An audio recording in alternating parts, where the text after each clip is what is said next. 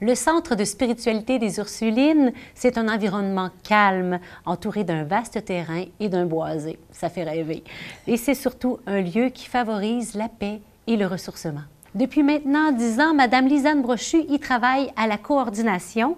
Le centre conserve, actualise et perpétue les valeurs des Ursulines, une mission qui lui tient à cœur. On va découvrir ça à l'instant. Bonjour Lisanne. Bonjour Geneviève. Merci d'être avec nous aujourd'hui. On entre dans le vif du sujet. Est-ce que tu pourrais nous présenter l'œuvre du Centre de spiritualité des Ursulines? Avec plaisir. Le Centre de spiritualité est un des legs spirituels des Ursulines de la province du Québec. Le centre a été créé en 1961, le bâtiment où se retrouve la maison. À l'époque, quand le bâtiment a été construit, c'était pour accueillir à la fois l'administration des Ursulines. À ce moment-là, c'était la maison provinciale. Il y avait aussi le noviciat et un centre de renouveau chrétien.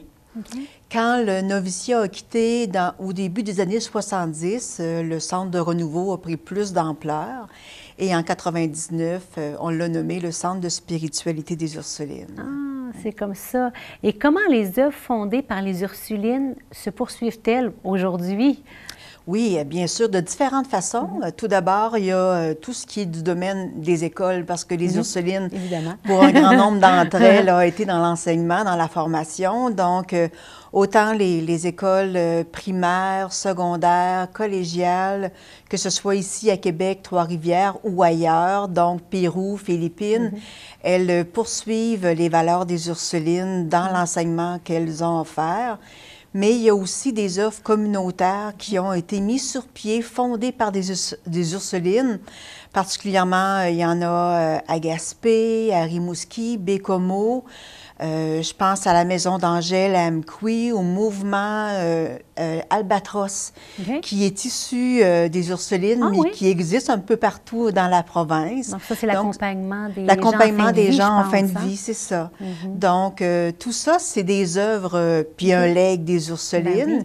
Naturellement, il y a aussi tout ce qui est musée, archives, donc le pôle culturel à Québec qui englobe la chapelle, le musée des Ursulines et les archives.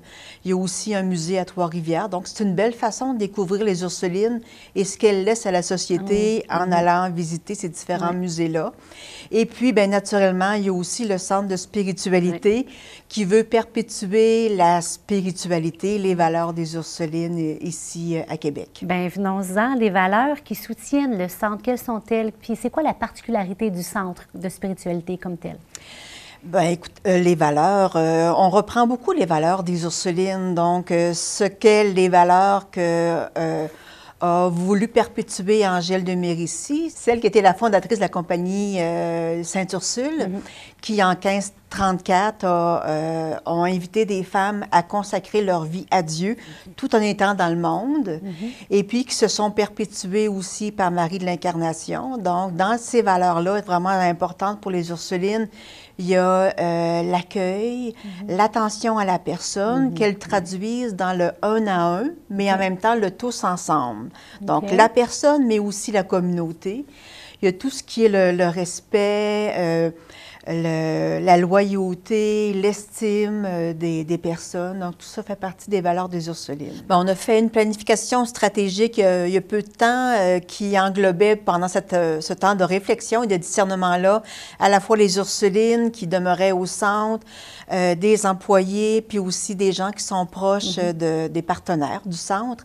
Et on a voulu renommer à partir des valeurs d'Angèle et de Marie de l'Incarnation, comment on pourrait les nommer dans des mots plus actuels. Donc, ce qui a été nommé dans les mots plus actuels pour aujourd'hui, l'ouverture, la bienveillance, la conscientisation, puis l'humanisme.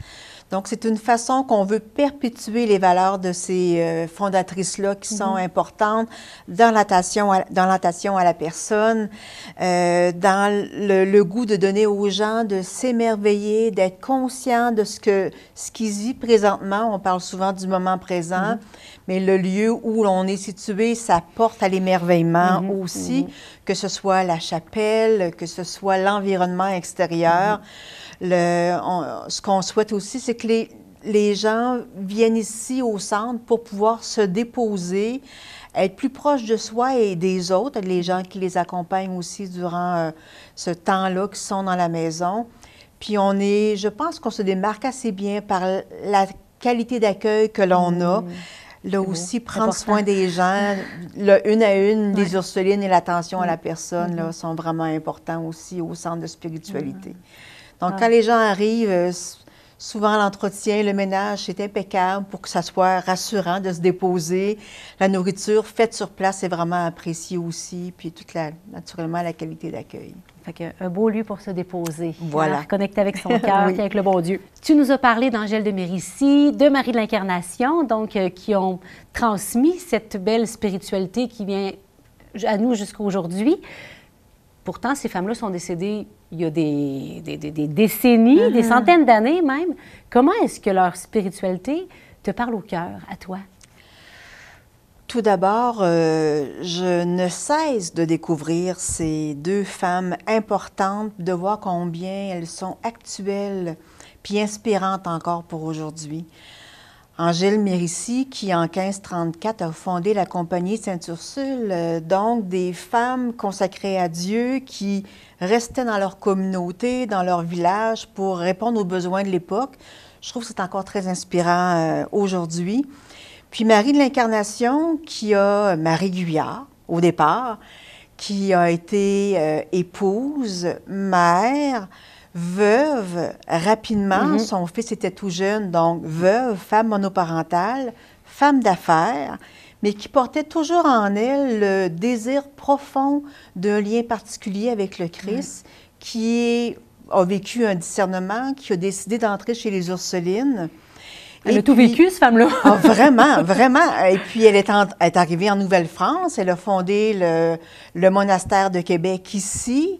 Les premières écoles pour jeunes filles, à la fois les filles françaises et les filles autochtones aussi.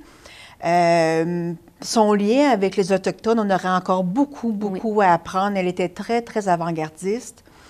Et puis, de ça, de Québec est né le monastère à Trois-Rivières, à Rimouski, puis dans d'autres pays aussi, au Pérou, Japon et Philippines. Donc, ces femmes-là, elles n'ont pris, tant qu'à moi, aucune ride. Elles ont encore plein de choses à nous apprendre, à nous aujourd'hui, aux hommes et aux femmes qui veulent jouer un rôle pertinent comme citoyens, comme père et mère de famille, qu'on soit en couple monoparental, comme hommes et femmes d'affaires, comme des gens qui veulent cheminer dans la foi. Et ces deux femmes-là, ce qui est au cœur de leur relation au Christ, c'est justement une spiritualité de l'alliance, de la relation. C'est ce qui se démarque. Puis je pense que c'est ce qui veut colorer aussi l'équipe du Centre de spiritualité, d'être des gens de relation avec les gens qui viennent nous visiter. C'est beau. C'est beau. C'est beau. Le Seigneur et Dieu s'est fait homme parce qu'il il voulait cette relation-là aussi, qu'on entre dans cette relation avec lui. En terminant, qui peut aller au centre? Tout le monde. Ah, bonne nouvelle!